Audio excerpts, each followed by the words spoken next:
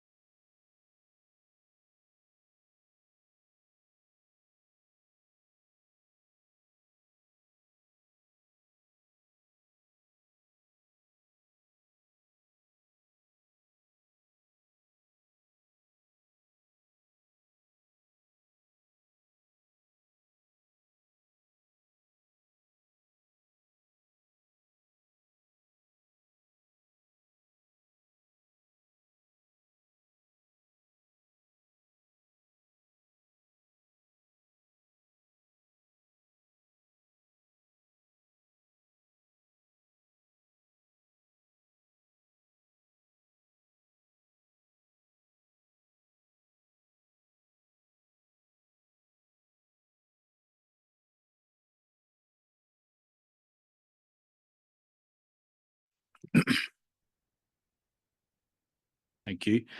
Welcome to our Performance and Audit Committee. Can I please remind you when you're speaking on your microphone, you need to wait until you see yourself on the screens here so that the live feed can pick up your comments. If you speak before your image is projected, those listening to the live feed will not be able to hear anything you say. Members, I want to give you all a welcome. It's good to see you all in the chamber now. We all have to come in. It's nice to see everyone that's here tonight in person.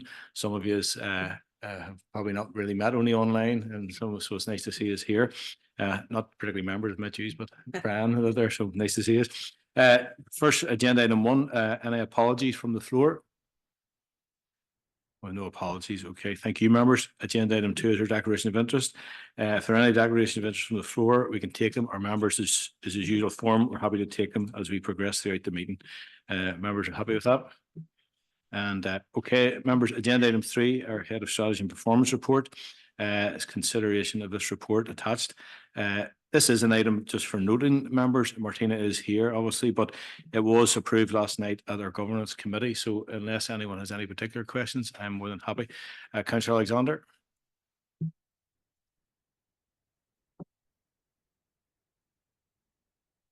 Thank you, Chair. Yeah, just a couple of questions. I have a lot of confidence that they'll be answered because there's more officers than there are actual members in the chamber tonight, which is good to see. On 3.1, just on the draft, the exact name of this correct. The draft performance improvement objectives. The one that sort of sticks out to me is, and again, let me make sure I'm getting the correct reference. PIO1 will reduce the average number of days sickness absence lost per employee. I mean, this is a topic that's kind of come into this chamber a fair bit over the last while, and I'm conscious that this was also an improvement objective last year and potentially the year before and potentially the year before that. So I guess my question around that one is, what are we actually doing differently now in terms of, basically versus previous years? And is there any sort of meaningful change that we're hoping to make to again bring that down? And I'll just ask one more question before anyone comes in to answer that one. Again, the document calls for consultation. Again, I know you said that it was approved last night, and certainly I have no issue with the report. But for me, the one glaring omission from that, and again, something that's come up again quite recently in this chamber, and I think we should be prioritising as a council, is staff retention rates. This is not just absence for people being off sick, but we've seen quite a lot of people, particularly in key roles, leaving the organisation. And it's quite difficult then to hire people in of sort of a similar quality, that sort of pool of people that we're able to hire into those roles obviously becomes smaller and smaller. I would hope to see something around staff retention whenever we're looking and we're talking about improvement objectives for this council, because as I said, there are some key roles that that are now basically sitting open. Hiring staff is also quite expensive, especially, we've just gone through the rate setting process. We've just gone through all of that. If we can retain staff and train them, and staff have a reason to stick around and want to be part of this organisation, then that's going to obviously benefit everybody. So as I say, I'd be really keen to see something around that in the future. Those are my two questions in relation to 3.1. Thank you, Chair. Okay, thank you, Councillor Alexander, and we'll bring in our Charlene, our can't remember her title, our Deputy Chief Executive. Apologies, Charlene. But I suppose, they're very valid points, and something I think sometimes it can be, depends how we look at things too. It's good that our organisation has so many quality staff in it, and I think that's worth noting. And sometimes they do get poached and they get to go elsewhere. It's a small pool over here. I know we have struggled sometimes to fill some posts, but we have been actively doing that. But it is good that we have so many staff in our organisation, and I think we do not like to lose any, but it's also good to point out how many good folks we do have here. So some of the retention is a very good point there. So we'll bring in our Deputy Chief. Thank you very much, Chair, and thank you, Councillor Alexander, for your very valid points. There is a quarterly performance report on the agenda this evening that's going to cover this in quite a bit more detail. So again, we can pick up questions further along as well. But I suppose that's one element. One element is what the data is showing. So we've built all of that in, taking the points that were made at full council meeting around people and culture, and there's quite a bit there, and I will cover that at a high level. But as well as that, whenever you ask about that potentially being performance objectives, absolutely that could be considered for our next year. I suppose we usually only choose 3 or 4, is my understanding, but Martina will be able to keep me right on this one around the process that we go through internally to try to identify 3 or 4 areas. But it doesn't take away from the fact we can have lots of internal priorities that we report on through our quarterly performance reports. It just so happens that you have to choose a very small number, and this is a piece of work that happens across councils. But I'd like to bring in Martina, because I think Martina would explain that much better. Chair, thank you. Thank you, Chair. Thank you, Councillor Alexander, for your questions and suggestions. Yeah, I think as it outlines within the body of the report, there is a rigorous process that officers go through with colleagues across council in relation to developing annual improvement objectives in line with the DFC guidance. And really, we do go back and make sure there's a strong evidence base for developing these objectives. It's based on the understanding of the needs of the citizens. It's aligned with our corporate plan and community plan.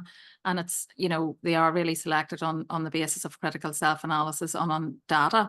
And the reason why obviously we have retained that first one in relation to sickness absence is because whilst there may be a trend down in some areas, we still haven't achieved, we're still not where we want to be with it. So there's an awful lot of work being done, but there's still more to do. And if you know, objectives don't come off annual plans unless there's a justification for doing that, as is detailed and, you know, verified by the audit office, who then obviously rigorously also audit our improvement plans and annual self-assessment reports. But very happy to take on board any suggestions like you've come up with, and just to say that during the consultation period, which will open after full council for 8 weeks, there's still an opportunity for members and staff to feed into that process as well. Thank you. Thank you for your answers. Okay, members, that was an item for noting. We're happy to note. Thank you. Members, agenda item 4, our internal audit report, and 4.1 is a decision item. Carol's going to take us through it. It will be this is the 2nd year of a 4-year plan, so Carol's going to update us. It is a decision item, members. Thank you, Carol. Thank you, Chair, and good evening, members. Item 4.1 is the draft internal audit plan for the forthcoming year 24-25. This is the 2nd year of the 4-year strategic internal audit plan. And in the development of the plan, internal audit has consulted with heads and directors. The annual plan will form the basis of the overall annual opinion on the overall adequacy and effectiveness of the Council's framework of governance, risk management and control. The Appendix 1 outlines the audit areas proposed for the year ahead. In addition to the planned audit work, the proposed plan includes provision for audits that were approved in this year's plan but have been deferred and carried over. Included is the annual audit requirements such as PCSP and labour market partnerships. Any audit request identified through the consultation process. It includes provision for advice, consultancy work and also investigation work. And a number of contingency days are also included.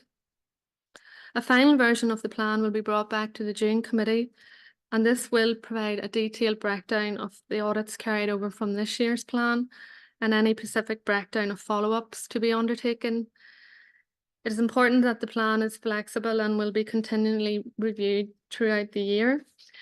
And it's important that it remains aligned to our corporate risks and changes in risks, operations and systems. As with previous years, we have provision for some external resource to provide cover for any specialist audits and fill resource gaps if they arise, which will help to ensure adequate delivery of the audit plan. This is a decision item and members are asked to approve the draft plan for the 24-25 year, and happy to take any questions. Thank you, Carol. Members, you have before it. Is there any questions on it? Councillor Alexander.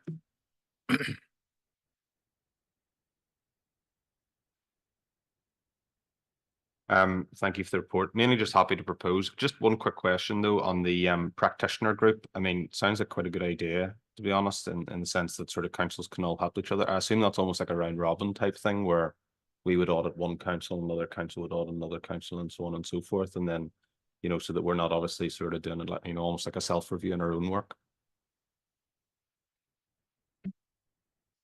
Thank you. I think that's the next item, is it? Yeah, I think you're on ahead of us here. We're okay. We're 4.1. Are you still happy to propose? Okay, thank you, Councillor Alexander. And do we have a seconder? Councillor Duffy, thank you. Okay, members, we all agreed? Agreed, thank you. Okay, members, we're on to 4.2. We'll bring Carol back in again on that one. Thank you. Thank you. The public sector internal audit standards requires that an external assessment of the internal audit function is carried out at least every 5 years by a qualified independent reviewer or a review team from outside the organisation. The latest or the last external assessment was completed by an external company in 2019 and is therefore due in the 24-25 year. The external review can be achieved in 2 ways. The first option would be to appoint an external organisation through a procurement exercise to complete the work, as was the case previously in 2019, and this would be a cost to council. An alternative approach is to undergo the inspection by an external peer review, which is coordinated by the regional internal audit practitioner group across councils. And this would not incur a direct financial cost then, but would require some staff time. A peer review process is then currently being established by the practitioner group, and it is proposed then the council would take part in this. To ensure independence, then no reciprocal assessments would be undertaken. And this arrangement would be of no financial cost to council, but would satisfy the requirements of the standards, the internal audit standards. The outcome of the peer review will be reported back to the Performance and Audit Committee later in the 24-25 year.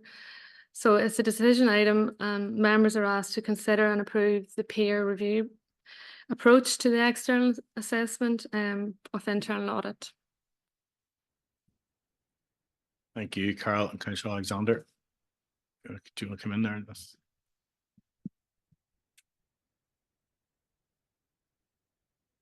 Yeah, I think you sort of explained, but again, just to sort of you know, sort of clarify that no self-review of anyone within this council actually reviewing work within this council, and we would sort of do it on behalf of another council and so on and so forth, all the sort of participating members who actually work in that. So I mean, on that basis, yeah, I'm happy to propose, Chair. Thank you. Thank you, Councillor Alexander. Yeah, the valid questions again, and it was something that just to hear that there's no reciprocal of each council, so each one will be doing a different council. And I said, do we have a second or any other questions in this one? Have a second? Sure. Thank you. All agreed? Great. Thank you. Okay, members, we have 2 items of correspondence, 5.1 and 5.2. Northern Ireland Audit Officer, Local Government Audit Report 23, and our major capital projects follow-up report. We do have Brian with us tonight here. I think Brian's happy that they're just for noting, but if there's any questions anyone has on 5.1 or 5.2, I'll bring in Gary.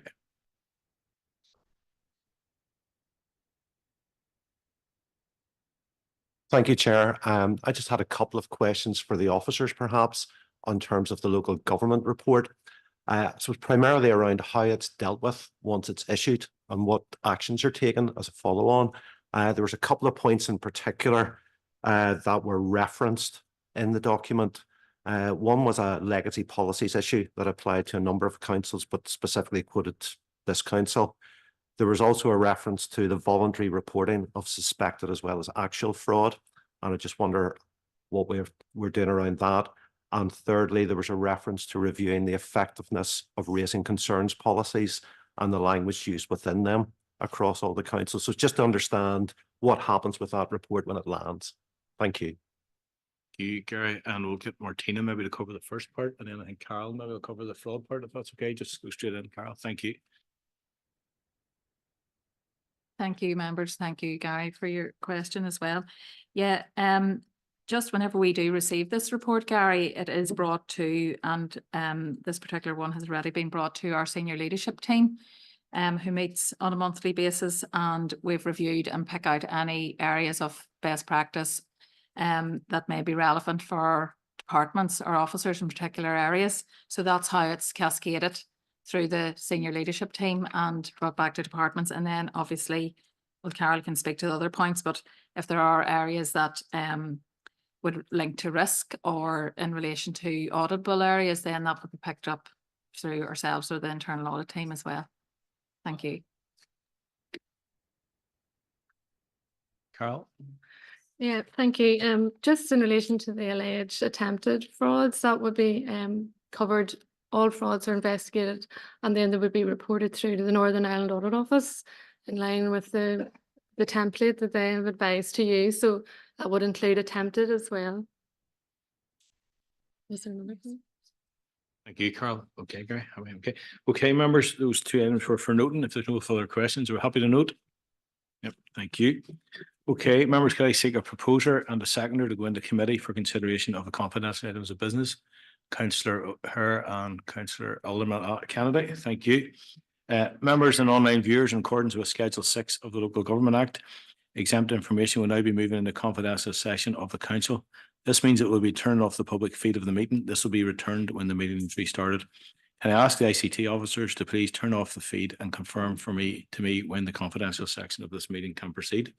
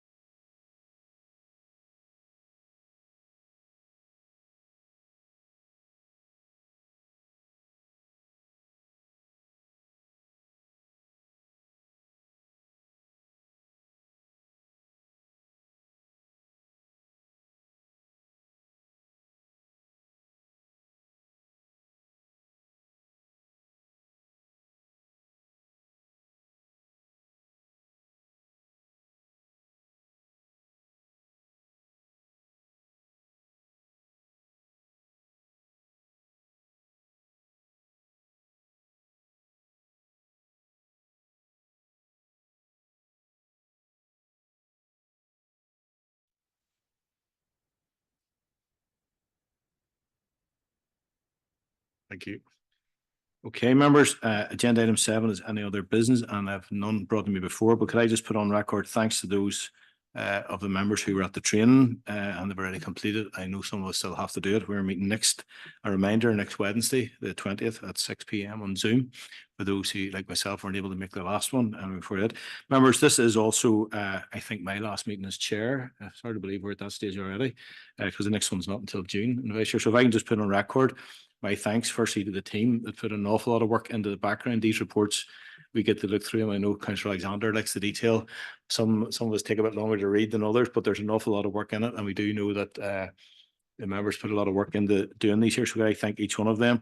We'll just thank our vice chair and thank all the members who have contributed in the meetings, and also to Gary who came in during my year as chair, and for the work you put in, Gary. So I thank each one of you tonight and wish as well for the rest of your evening. Thank you, members.